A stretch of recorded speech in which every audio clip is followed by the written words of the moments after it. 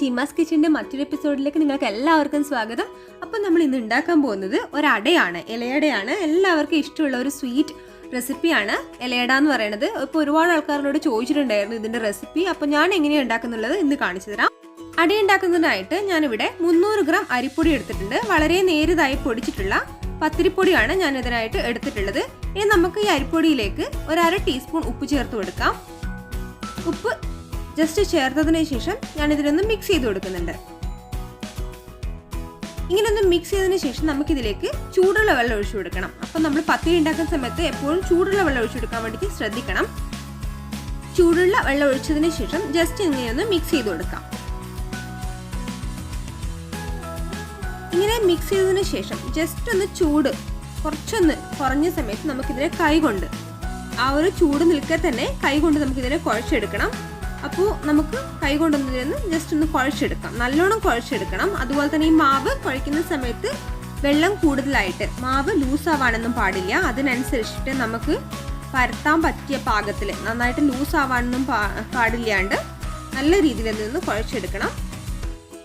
ഇപ്പോൾ നല്ലോണം ഒന്ന് കുഴച്ച് ഞാൻ എടുത്തിട്ടുണ്ട്. നമുക്കിതിനൊന്ന് മിനിമം ഒരു 15 മിനിറ്റ് ഒന്ന് മാറ്റി വെക്കണം.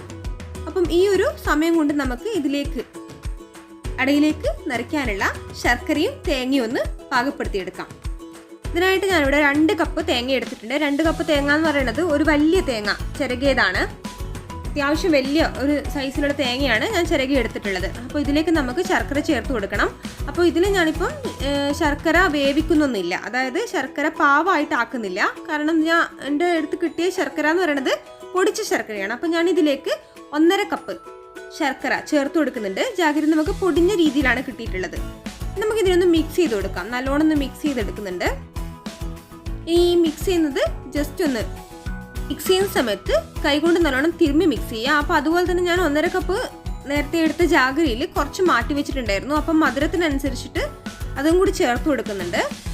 പിന്നെ ഇതിലേക്ക് 1 ടീസ്പൂൺ പൊടിച്ച ഇലയ്ക്കും കൂടി ചേർത്ത് കൊടുക്കുന്നത്. അതിനുശേഷം ഇതിലേക്ക് ഒരു 2 ടേബിൾ സ്പൂൺ വെള്ളം കൂടി ചേർത്ത് നല്ലോണം ഒന്ന് മിക്സ് ചെയ്ത് കൊടുക്കുന്നുണ്ട്.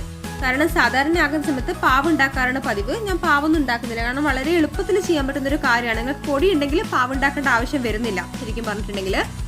അപ്പോൾ ഇതിനായിട്ട് നല്ലോണം മിക്സ് ചെയ്ത് നമുക്കിതിനൊരു ഭാഗത്തേക്ക് മാറ്റി വെക്കുന്നുണ്ട്. ഇനി നമുക്കിതിനെ ഇലയിലേക്ക് എങ്ങനെയാണ് ചെയ്യാന്നുള്ളത് നോക്കാം.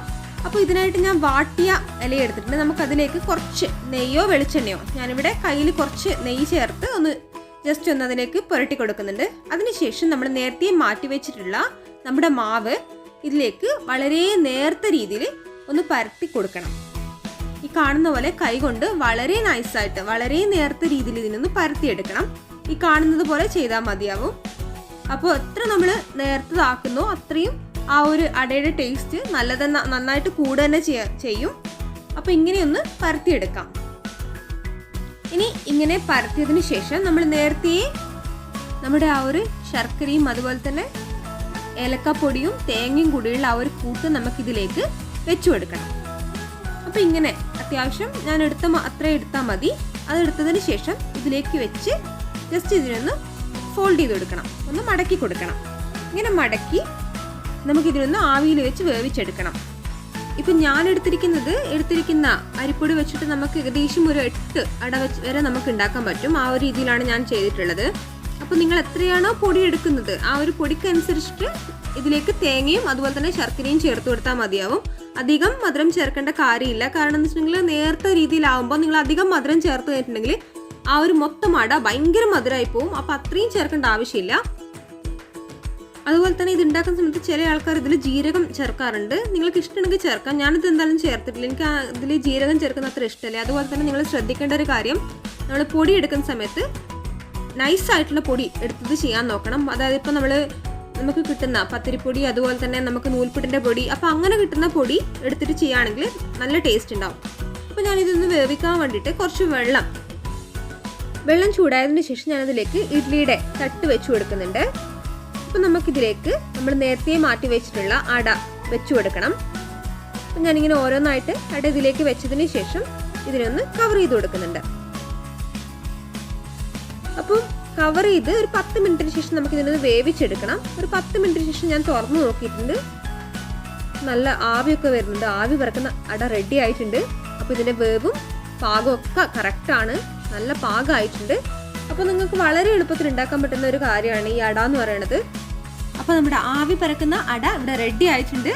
അപ്പോൾ ഞാൻ ജസ്റ്റ് ഇതിനൊന്ന് വേറെ പാത്രത്തിലേക്ക് മാറ്റി ഒന്ന് കട്ട് ചെയ്ത് കൊടുത്തിട്ടുണ്ട്. അപ്പോൾ നിങ്ങൾ എല്ലാവരും ചാനൽ വാച്ച് ചെയ്യുക, സബ്സ്ക്രൈബ് ചെയ്യുക, അതുപോലെ തന്നെ ഷെയർ ചെയ്യുക. താങ്ക്